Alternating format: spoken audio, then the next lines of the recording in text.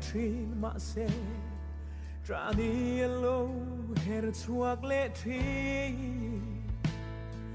ka in nga na le be se na song po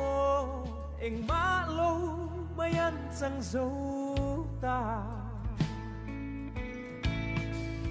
be se tu re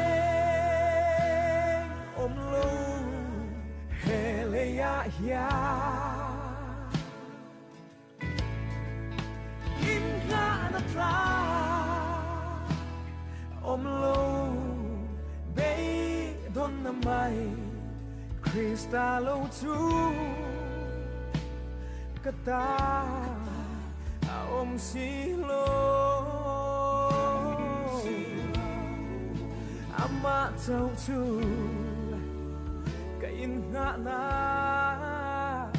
lung pui he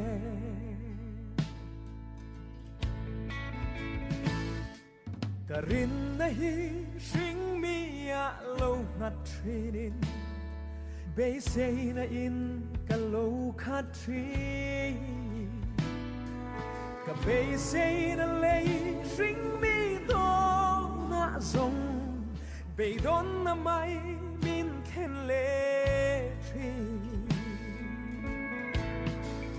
be say tu re om lo hele ya ya